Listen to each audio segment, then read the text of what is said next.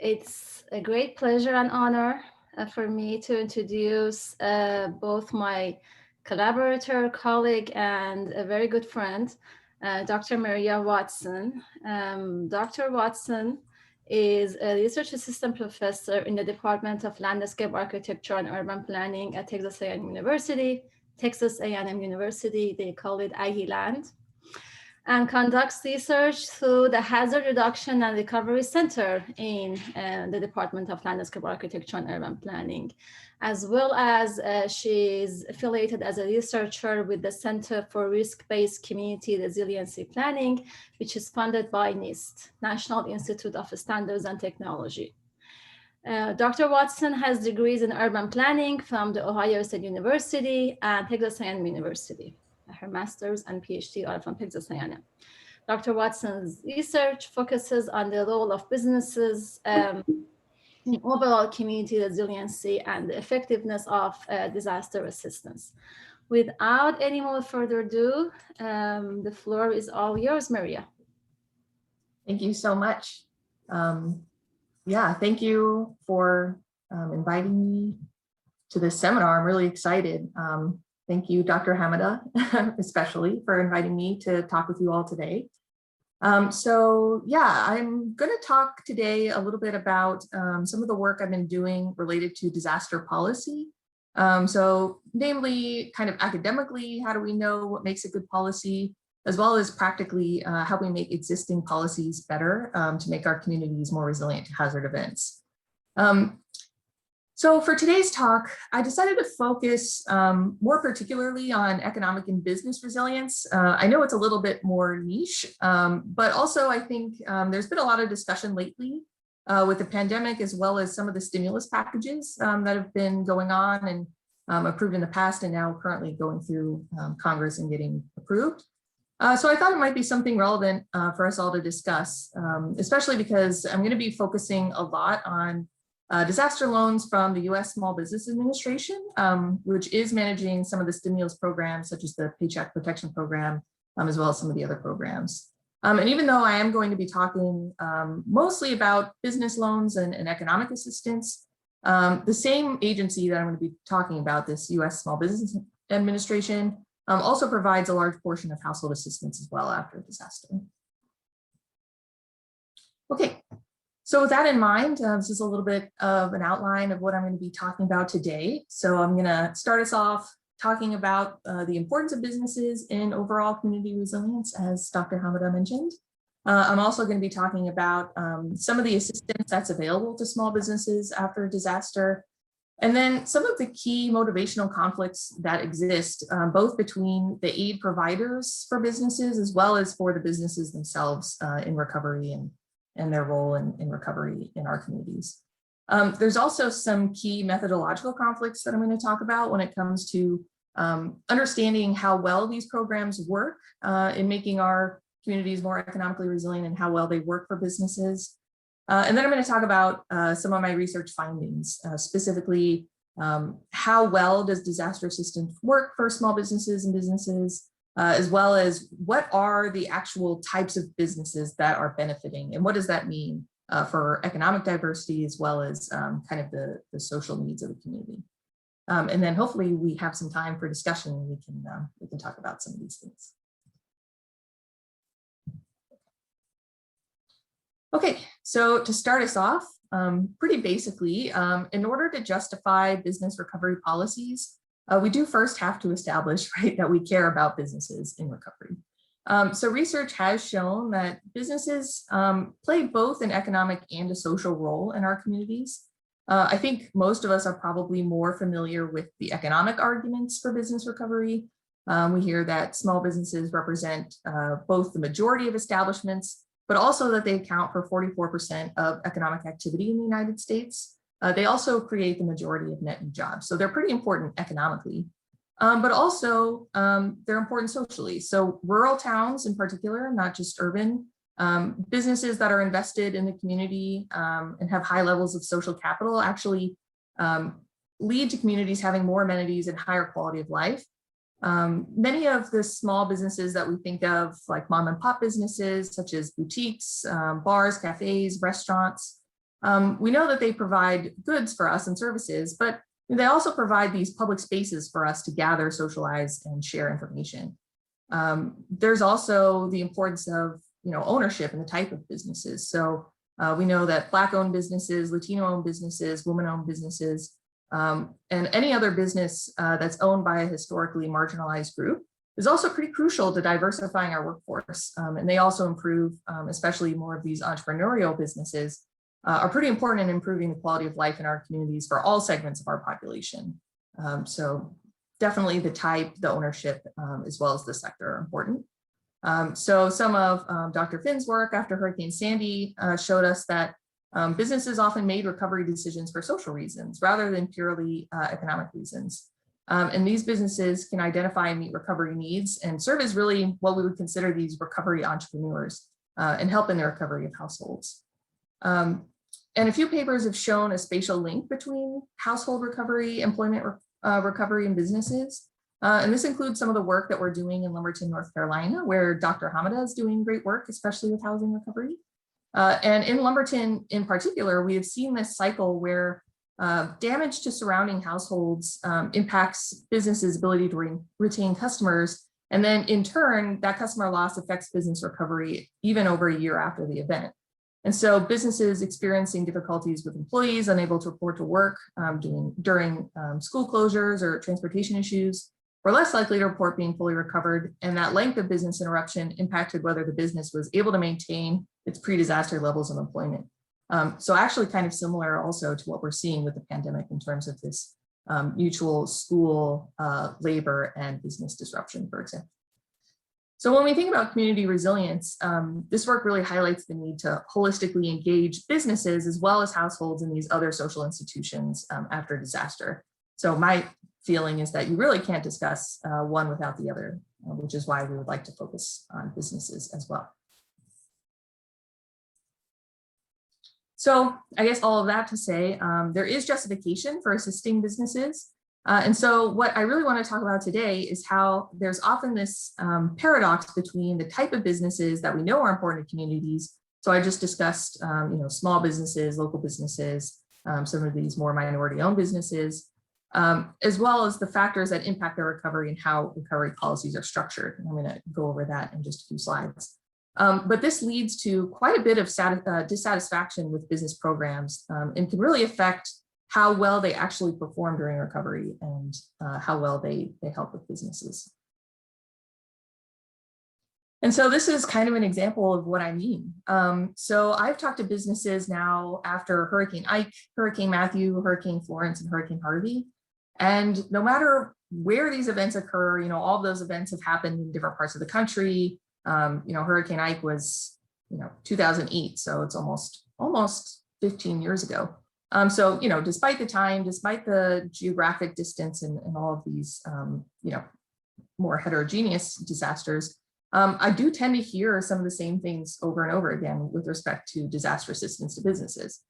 You can see here some of the direct quotes, but businesses generally describe federal assistance as burdensome. You can see cumbersome in some of these quotes, slow, or even just, cutting to the point, a waste of time. So really this piqued my interest quite a bit in terms of wondering what is going on in our communities and what's going on with businesses being so dissatisfied with federal programs.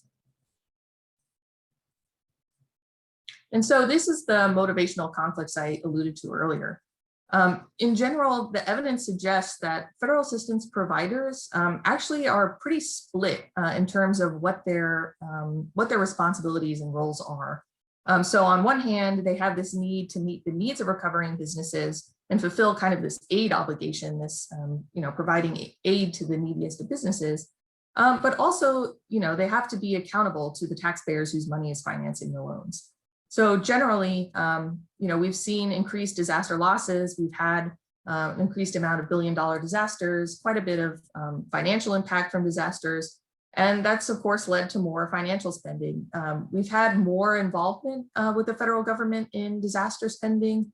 And so coupled that with the number of disasters and the impact of disasters, we've had more federal spending and more scrutiny, really, in terms of how the amount of funds are being spent, and the nature of that spending.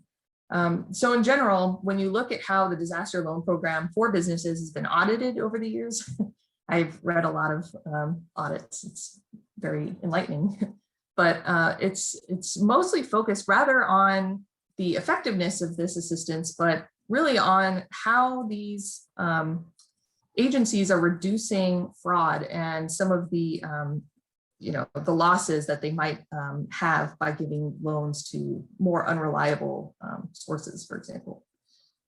So yeah, it makes sense that some of these agencies, including the SBA, would be motivated to be more process-oriented and concerned with the financial worthiness of the loan candidate. And especially because it's hard to justify grants to businesses more so than households. So policy-wise, this leads to some kind of unintended or sometimes intended consequences where there's more low approval rates for applicants, longer paperwork, and more longer deliberation and application review times. And then for the businesses themselves, they're also dealing with kind of these conflicting motivations, especially between capital and debt, which I see here. So disaster assistance for businesses is loan-based. And so this can lead to a lot of conflict for businesses. Capital is extremely crucial for businesses for their post-disaster survival. And it's really easy for businesses to get into what we call a vicious cycle, where if a business is damaged, they not only face costs related to replacing that physical infrastructure that was damaged, but also this kind of secondary loss due to the interruption of its operations. And there's quite a bit of market uncertainty for businesses after a disaster as well. So there are temporary, permanent, well, sometimes permanent and often permanent demand changes in the impacted community due to displaced residents. Sometimes we see gentrification, which leads to displacement, influx of recovery workers, and all of these kind of more population-based phenomena that we see after a disaster event. And so given both the capital losses and the revenue uncertainty, these loans can be pretty risky for businesses, even if they are low interest or below market rate. Small businesses in particular are already vulnerable because they have more narrow profit margins. And this additional debt burden may actually prove to be detrimental to their recovery. So with the aid providers, it's really this kind of needs versus accountability issue. And with businesses, it's, do I need the capital or do I want to not risk facing this additional debt? And the second piece of conflict that we're seeing, especially in the literature, is that there's some methodological challenges to looking at recovery assistance after a disaster. The existing literature right now on businesses and assistance is pretty mixed. So you can see here, there's been positive relationships between receiving a loan and recovery. There's been a negative relationship between receiving a loan and recovery, or just no relationship at all. The assistance didn't really make any difference at all in the business's recovery. And with respect to the different conflicts we talked about, it's possible that businesses have this, what you see here, this mismatch of expectations, where they're expecting too much from government programs due to this dueling motivation that we see from the aid providers. And that research is really more capturing that frustration, especially with maybe the quotes that I showed you earlier, rather than actual policy dysfunction. And it's, again, as I mentioned, it's possible that because assistance to businesses takes the form of loans, businesses are actually burdened by the additional debt on top of their capital losses, which makes them more likely to fail. And that actually leads us to this idea that there's a broader issue of selection bias, where businesses that take loans are more damaged or in general less likely to survive than businesses who didn't receive a loan. And this outcome is then wrongfully attributed to the loan itself rather than this selection bias. So there's a lot of methodological challenges, as well as some of these motivational challenges that we see in this type of research. Okay. So what I want to talk about today is kind of my own research in this area, which is two main research questions. The first is, given these methodological challenges and methodological concerns, do SBA loans actually improve survival probabilities in the long term, as well as trying to tease out some of these confounding methodological problems with these variables? And of course, me being in Texas, I'm going to be talking about Galveston quite a bit. Galveston happened now a little over 10 years ago, and at the time of collecting this data, it was around 10 years ago. So it's a good opportunity to look at how these loans really affected long-term recovery. And then the second piece that I want to talk about today is really which businesses are benefiting from these disaster loan programs, especially the SBA disaster loan program, both in terms of which businesses get more money. And, this is really kind of looking at which piece of that conflict, that accountability versus need conflict, is being prioritized when these federal actors are prioritizing allocating funds. As well as how businesses kind of resolve this need versus capital and debt issue after disaster, and which businesses are more likely to use these loans in recovery. And that second piece is pretty near to my heart, I guess, because it's, we know in urban planning and community resilience, right, it's not always the number of businesses that we're assisting, but also the type of businesses that matter. So sector of business is important with respect to economic diversification. But also, some of the things that I kind of introduced this talk with, which, size of businesses, do small businesses matter, do more mom and pop businesses make our communities better, and are really those the types of businesses that are benefiting from these programs. Okay, so I'm going to go ahead and start with research question 1, looking at whether the loans improve survival probabilities. And so how I'm going to answer this question is through quasi-experimental design. And so this makes it a little bit different than what previous research has done. And this is really what you might see in more experimental or medical studies, I guess.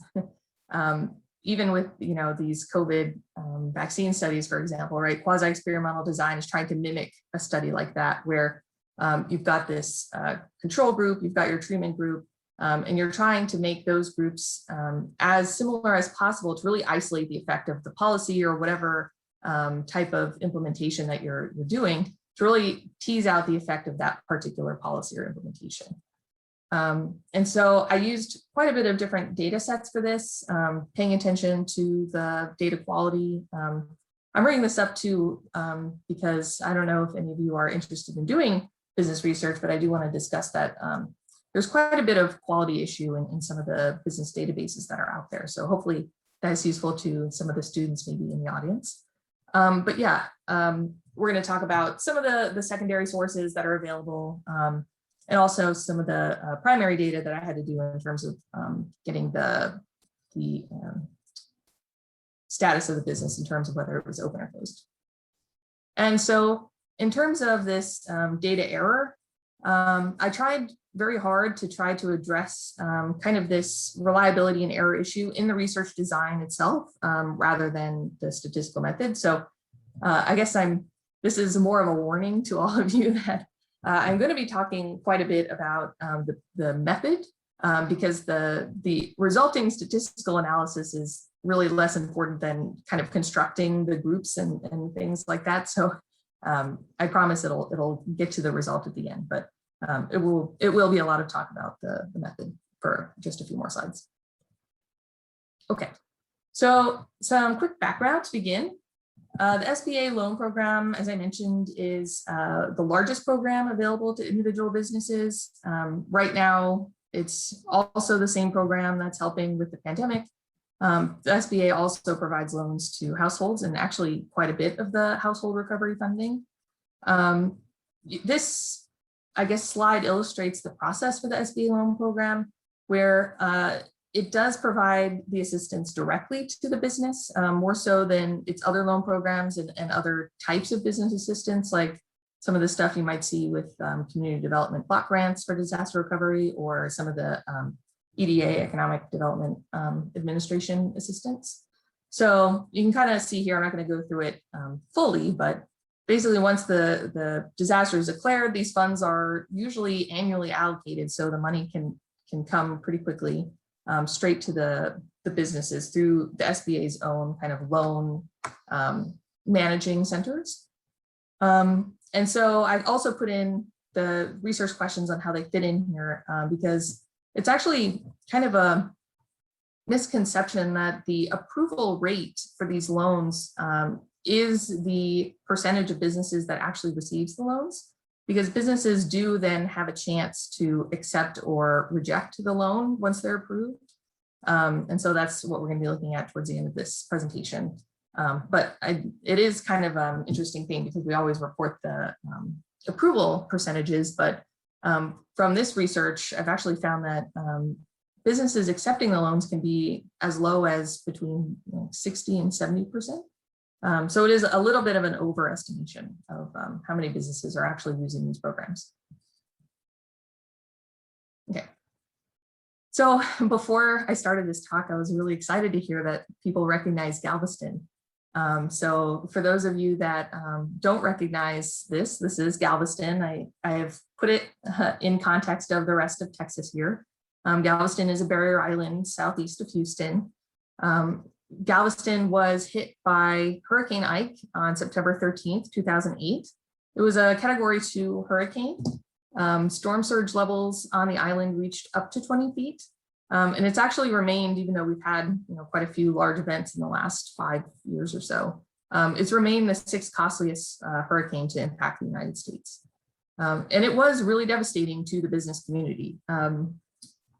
Even just excluding some of the severely impacted businesses on the island, the Houston Galveston Area Council, which is the regional organization dealing with some of the recovery, estimated that more than 50,000 employees were put out of work, more than 3,800 businesses were interrupted, and more than 18,000 businesses were damaged in the county itself. And then on the island, kind of this piece down here, it was estimated that 75 to 80% of the businesses, I think there's around 2,500 businesses on the island, 75 to 80% of those businesses were severely damaged as a result of Hurricane Ike. Okay, and then here are the approved businesses versus all the businesses that exist in Galveston County. And so you can't really see a trend here, which is why we kind of need to investigate a little further in terms of which businesses are receiving the loans. You'll see some of these more inland loans here. If you're wondering why some of these more inland businesses are receiving assistance, the SBA provides not only physical disaster loans, which is meant to repair infrastructure, but also economic injury loans, which is probably what we're most familiar with the pandemic, for example. So if a business receives this impact due to interruption or this lost revenue, they can still receive assistance and is actually the exact same program. The economic injury loans, for example, is the exact same program that we're using for the pandemic. So in terms of data sources here, there are, of course, the loan information, and I got this from Freedom of Information Act requests from the SBA, also FEMA and Texas Windstorm. I used an AdCirc model from an engineering team at the University of Alabama, basically recreating Hurricane Ike with the flood depths. So integrating some of this engineering models, the AdCirc models, and then of course the business databases to create this control group that I mentioned. So if the businesses that received a loan is our treatment group, then we need a control group. And I looked at the difference between using Reference USA and Dun & Bradstreet for generating that control group. And then I used administrative data, which is actually very useful. So there's a lot of tax information available for businesses. So sales tax, of course, but also franchise tax, and is really helpful in kind of establishing which businesses are open or in good tax standing. And then I also collected primary data to see whether the business was operating in 2019 when I did this research.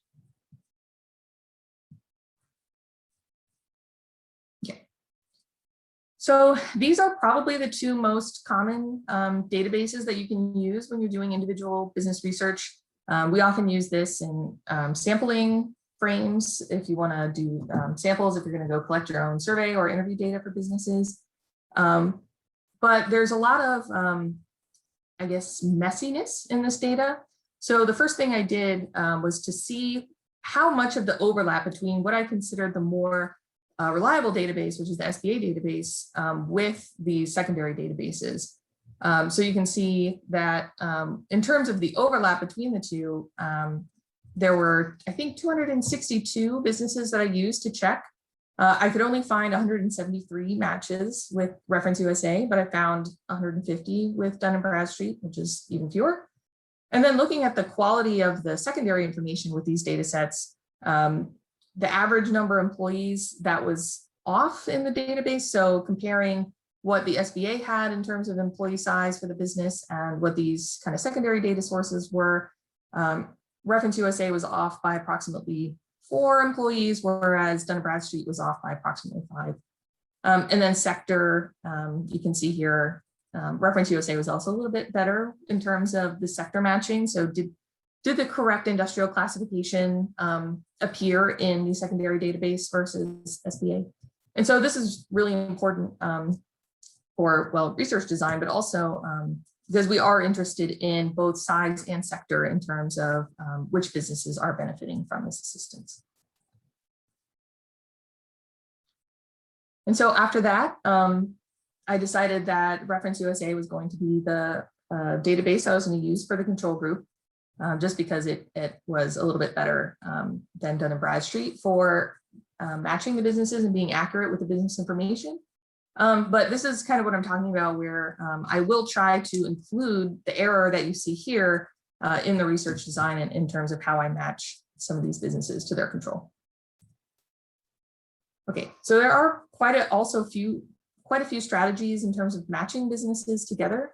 You can do propensity score, you can do Mahalanobis distance, or some of these more kind of distance minimizing equations. And then I'm actually going to use something called coarsened exact matching. And so this is a little bit different from just minimizing the distance between the different variables that you're trying to match on. And so the main difference being, so let's say I want to match based on flood depth and number of employees, for example. If you're just going to do a minimizing equation, you would maybe get a perfect match on flood depth, but you might get a little bit, well, or quite a bit less of a good match with employees. With coarsened exact matching, you can actually specify the error in terms of how well you want these different variables to match. You can kind of think of it as like this multi-dimensional cube with strata with all of your variables, and you have kind of this set, a set width, I guess, of all of your different variables that you can then pick businesses within those strata or within that cube to match with your treatment business. So yeah, in terms of, the variables of interest, you can, make that for like, what we just saw with the Reference USA and the Dun & Bradstreet data, we know that the employees were an average of 4 off in terms of the error. So we can specify that we want to make sure that it matches within a greater range of 4 employees, because we know that can incorporate some of that error. So yeah, lots of different strategies, but for the case of this research, because of the data, using these kind of fixed strata seem to be the most appropriate, as well as the fact that we are using quite a few dummy variables where we can exact match on whether or not it is one of those sector, female led, or some of these things.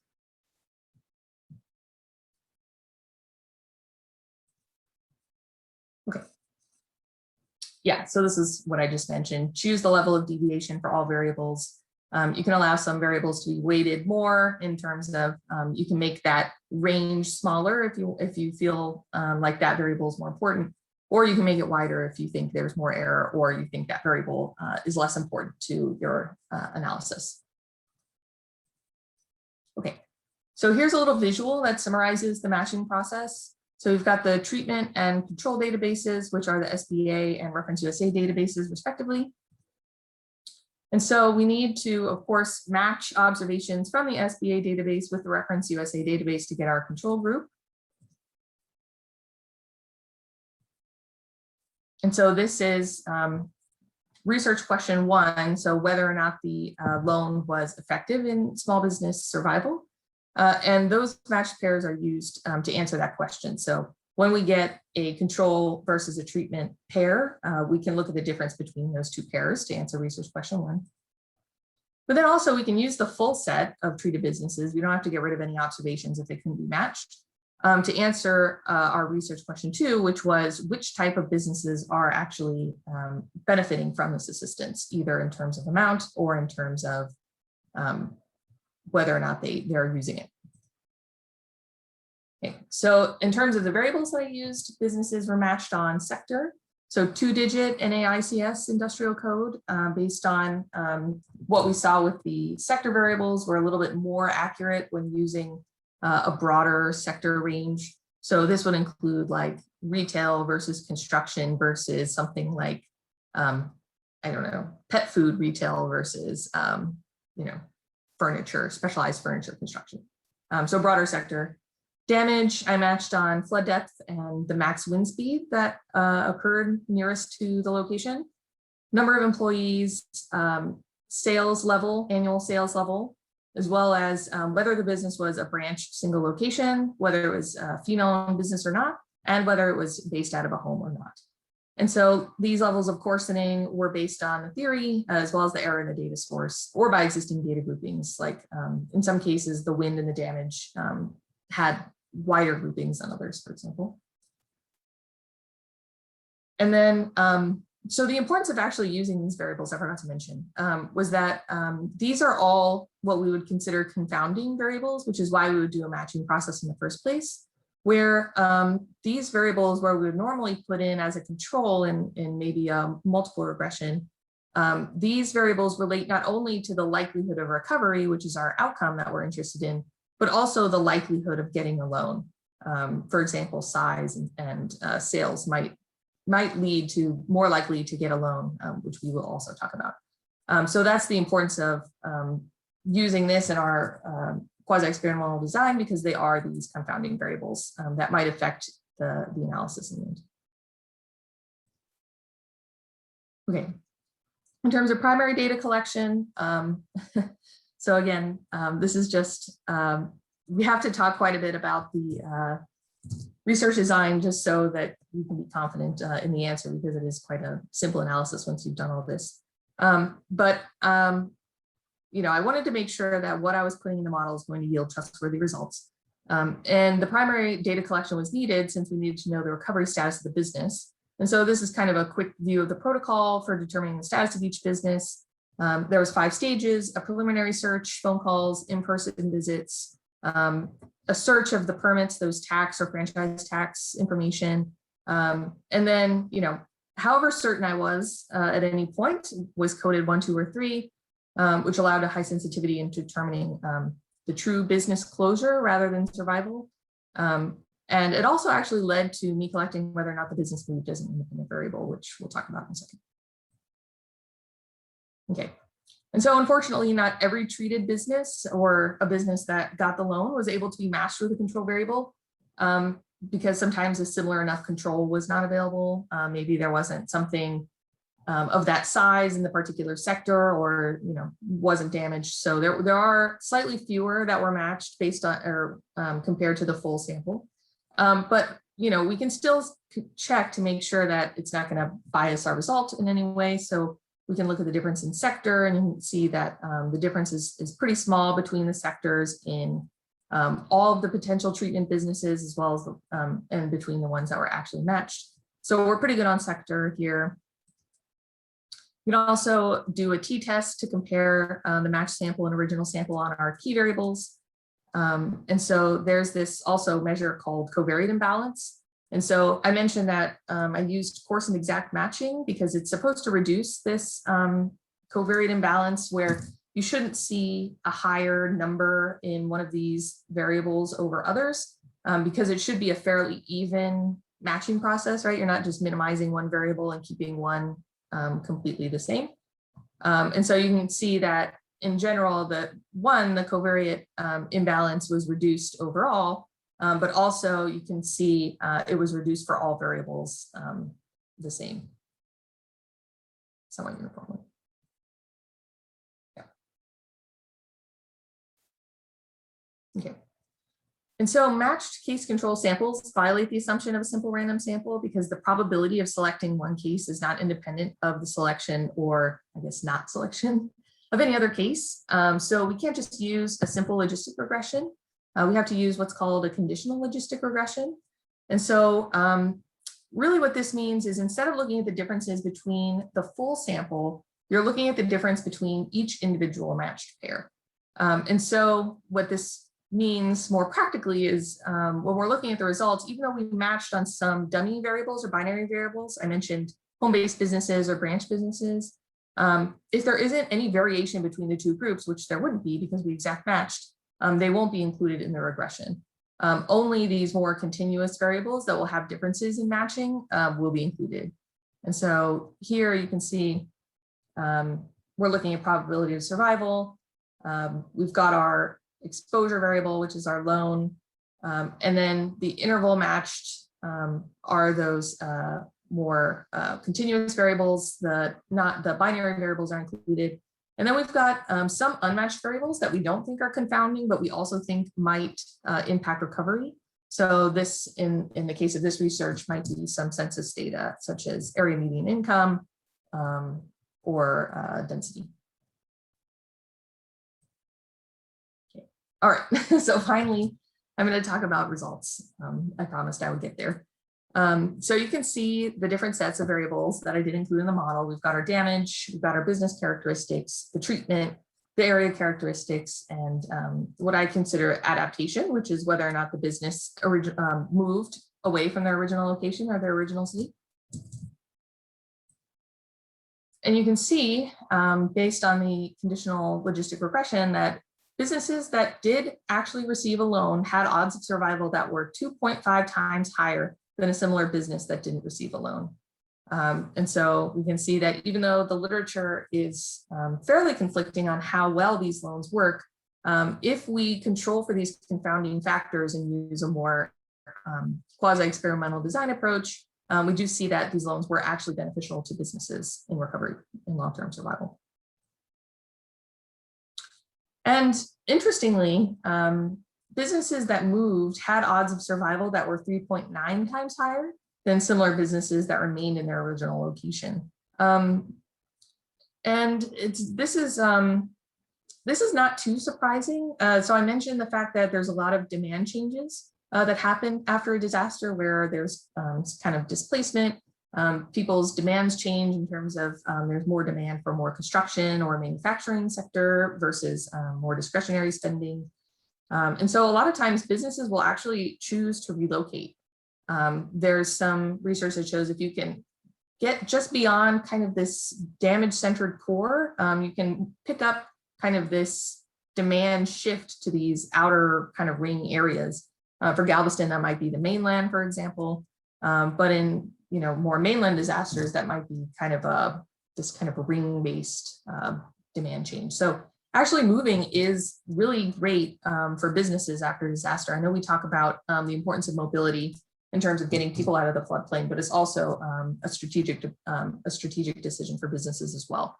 And we can see that it really did improve their survival in the long term. Okay. So these results are less meaningful if we don't know what kinds of businesses are benefiting from these programs. So I'm going to go into our second piece of the research question, which is which businesses are actually benefiting from disaster assistance. So what's determining loan amount and what businesses are more likely to use loans in recovery. And so to do this, I'm just going to do a basic linear regression on the logged loan amount to see what types of characteristics and factors are influencing this allocation, as well as a logistic regression on the decision to accept the loan after approval for the businesses themselves. And so this is really testing those conflicting motivations that I mentioned at the beginning of the talk, where because assistance takes the form of loans and because the SBA needs to weigh the likelihood of the business paying back the loan with how much damage the business had and their general need, these ideas actually work against each other because the businesses with the most need and the most damage might not be the ones that are able to pay back the loan. So it's interesting to test which one will actually show up in both these regressions.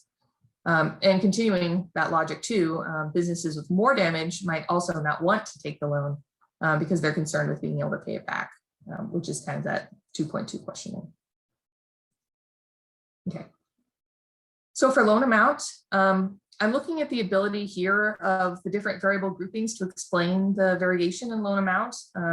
I took out the loan characteristics and area median income for space here. But we can see, based on these results, that just in terms of variation, the model that included our damage variable accounts for around 1% of the variation in loan amount, whereas the model that includes more of the business characteristics, more of these repayment variables, can account more like 33% of the variance in our loan amount. And we can also look at the full model rather than this variation. And we kind of see similar things where, yes, businesses with more damage were likely to be approved for more, although the significance is just marginal. But we see very significant effects from age and size of the business, where larger businesses and older businesses, as well as corporations, are generally approved for more money, controlling for all these other variables. Home businesses, you can see, is negatively related to loan amount, and they're approved for less money, possibly because they're getting household-based assistance in addition to the business assistance. In terms of our loan characteristics of loan amount, businesses with longer loan terms, longer application times, and longer loan deliberation times are approved for more money. And this kind of mirrors this kind of accountability argument that the SBA has, where the longer, especially with this kind of second one, so this is time from Hurricane Ike to when the business was able to get in their application, and this is time from when the application was received by the SBA to when they approved the loans. And you can see that, especially with the second one, this how long the SBA took to deliberate on the loan application did in fact lead to larger loan amounts. So you can tell that there is some deliberation going on in terms of the financial worthiness of the business that's being approved for loans. Okay, and then just to be extra sure that we're not just making conclusions falsely about the impact of repayment ability versus damage, for example, we can look at the standardized coefficients, which is looking more at the changes in standard deviations rather than just the unit changes. And so we see that business characteristics generally tended to have a higher magnitude of effect than the damage variable, for example. Okay, and so moving on, so now we know a little bit, or have a little bit of evidence that repayment ability is kind of driving loan amount compared to damage, for example. Now we can see how businesses are then reacting to being approved to these loans. So which businesses are taking the loan and using the money in their recovery. And so we can see, our main conflict here is this need for capital with the debt burden that comes with having a loan, even if it is low interest. And so businesses, surprisingly, with more damage are less likely to take loans. So the more severely damaged businesses were less likely to take on this debt, and businesses that had longer loan terms or needed to pay back the loan for longer timeframes were also less likely to take loans. So we kind of see a little bit that businesses are sensitive to this debt burden that comes with recovery loans. And then just kind of some of our control variables here. Larger businesses and retail businesses are more likely to take loans. So again, these larger businesses tend to be not only approved for more, but more likely to use it. Retail businesses might just be a case of Galveston, for example. Galveston has a lot of tourism retail-based businesses, so they might be more sensitive to the demand changes, especially with the tourism, and more likely to take the loans, but I'm not sure until we test this with another case. Corporations, I guess similar to home businesses, in our previous analysis, were less likely to take loans, probably because they have additional resources. And businesses were more likely to take loans when the deliberation time was longer. So that approval time that led to more money also led to the business more likely to take the loan. And so, this could be either due to, by the time they got the loan, they really didn't have any more recovery options. But my feeling is, based on doing a few other analyses on this, is that I think the longer that it took, both in terms of the applicant delay as well as the approval time, led to not only a stronger application that SBA was more confident with, but also a loan that might be better suited for the business and their needs. It goes both ways, right? If the loan is better suited both for the business and SBA. Okay, so in general, the summary of our findings here, odds of survival were 2.5 or 2.45 times higher than similar businesses, our control businesses that did not receive a loan. And moving was a positive predictor of survival as well as having a loan. And then in terms of what businesses were benefiting from the program in terms of amount of accepting it, businesses with more damage, although that was more marginally significant, but larger businesses, older businesses, and corporations were approved for more. Home businesses were approved for less.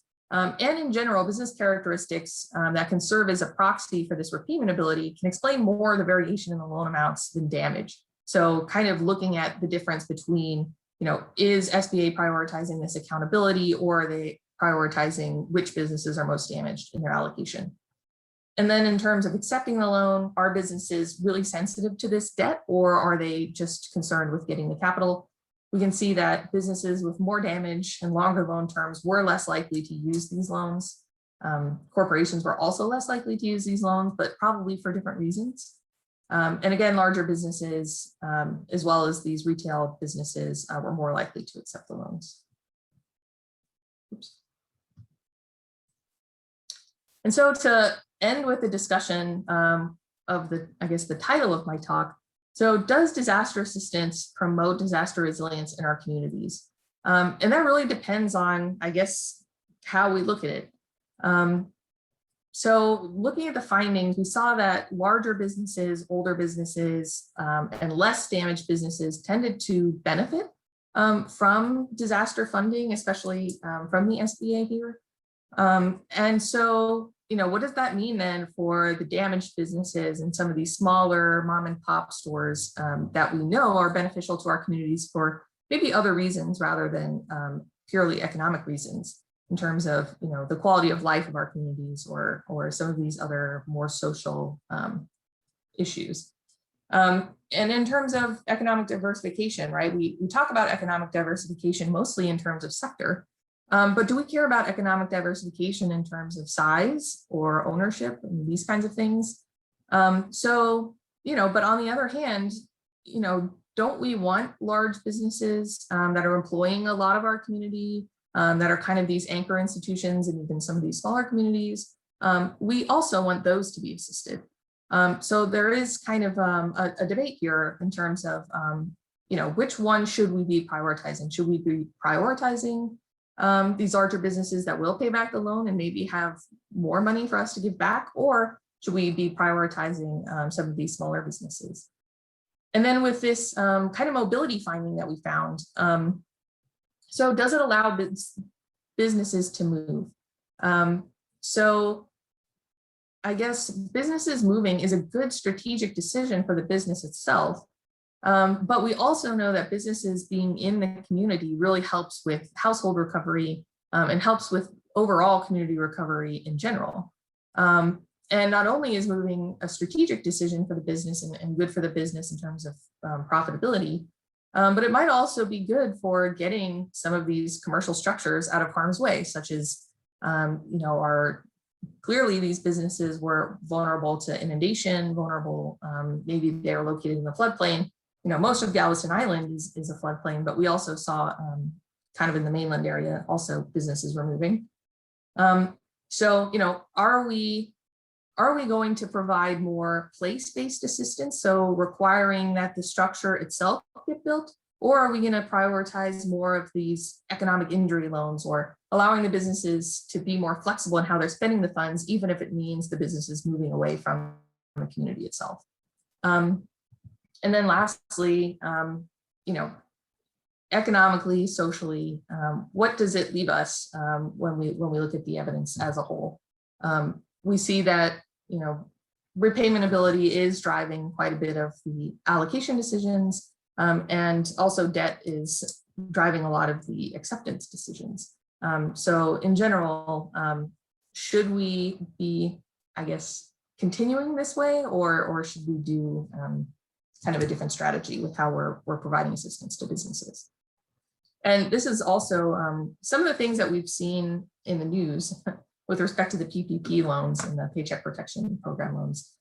So it's a very relevant debate that's happening right now, especially with, there was a lot of discussion about we are helping these larger businesses, but it's a employee retention program. So larger businesses are indeed employing more employees.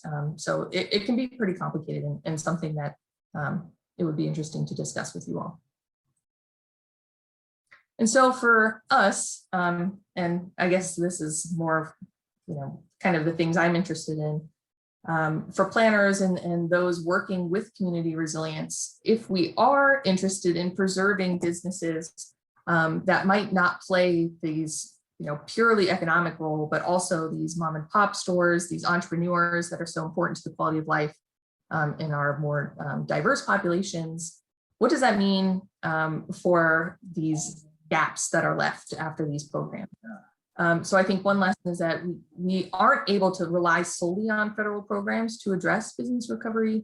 Communities are going to have to create their own programs. And again, this is something that we're seeing a lot after the pandemic, but creating these programs specifically targeted to businesses, especially the size of the business. So we saw that larger businesses were generally benefiting.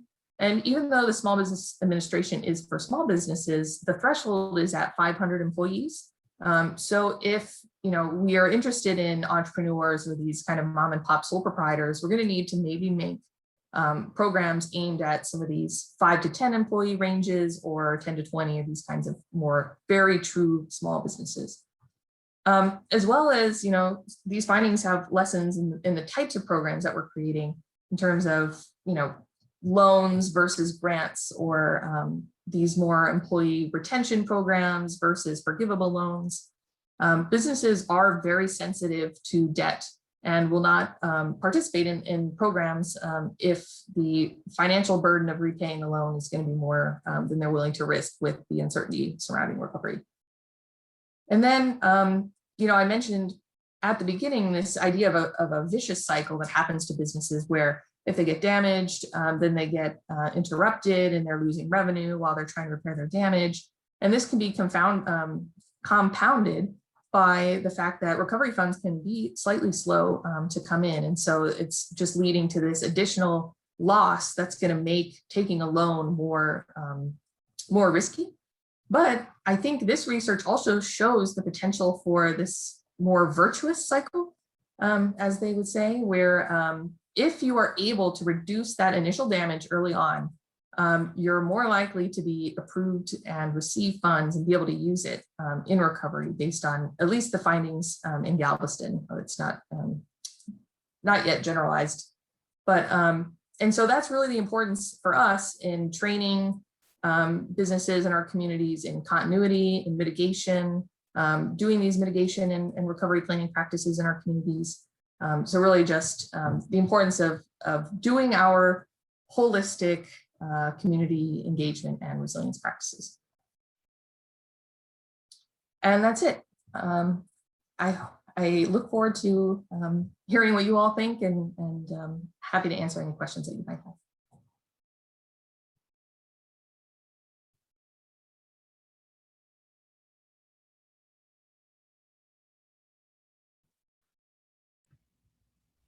Thank you so much, Dr. Watson. Great presentation. Let's see, I was looking at the chat.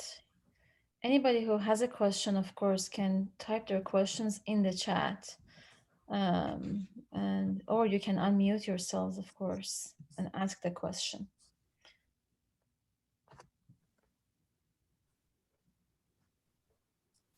I have a question. Please go ahead. So you used female-owned business as a variable in, but I was wondering if there was any consideration for Black or Hispanic-owned businesses and the racial and economic inequality in the Galveston area. Yeah, that's a fantastic question. I'm really happy you asked it. So for this particular research, no, I didn't have the data on what the ownership was in terms of race ethnicity. The female-owned variable came from the secondary source, and they didn't have those variables in that.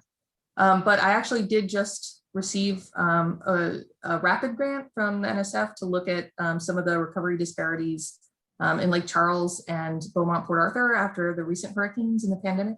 So hopefully I will have a better answer in the future, but with this research, I don't have a good answer, but it is extremely important and yeah, something that we're looking into. I'm glad to hear there's more on the horizon. Thanks.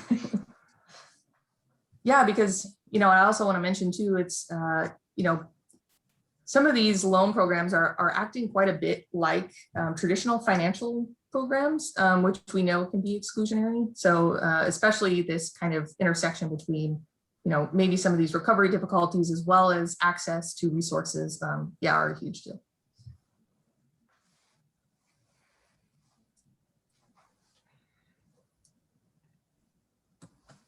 I do see a question from Brad McGuire. Let me just read that for you, Maria.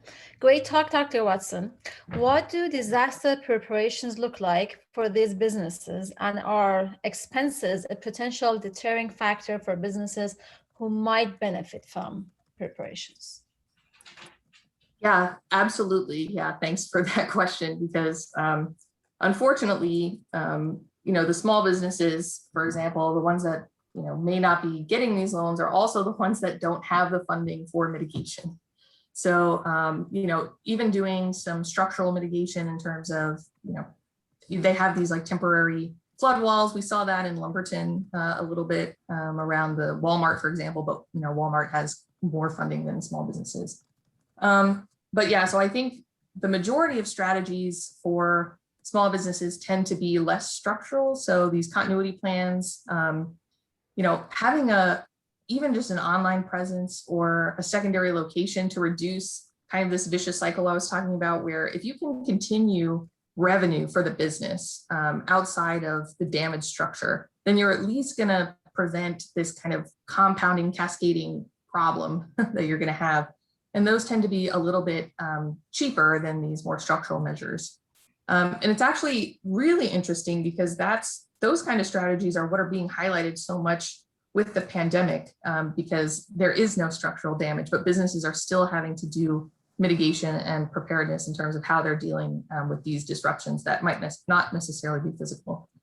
Because yeah, cost and even personnel, so monetary cost and human cost are huge deterrents for small businesses, and time too.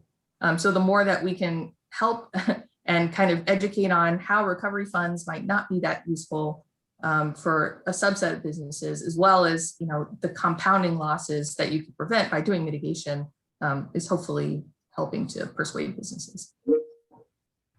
There is a question from Kate. Do you want me to read it for you, Maria? It says, enjoyed your talk.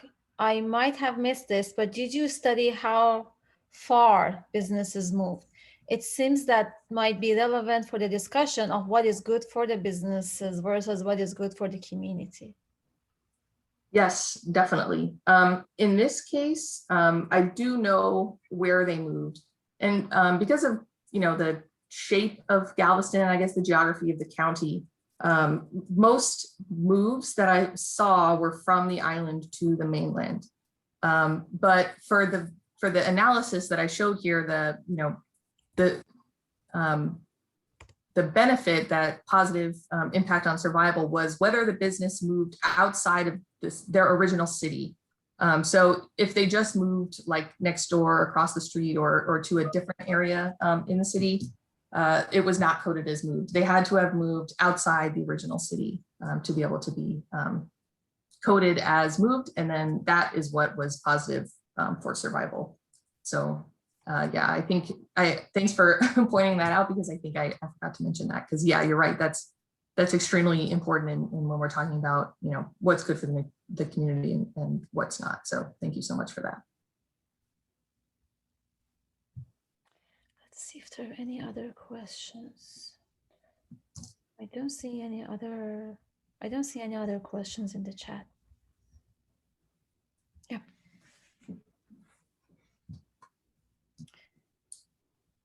do we have anything else? Anybody wants to unmute and ask their questions or add something in the chat? Okay, I guess with that, I want to thank you again, Dr. Watson, on behalf of all of my colleagues and all the students in SoMAS. Thank you. Thanks for sharing this exciting research with us. Thank you. Thank you guys so much for your great questions and your engagement. Thank you. Thank you. Thank you. Bye, everybody.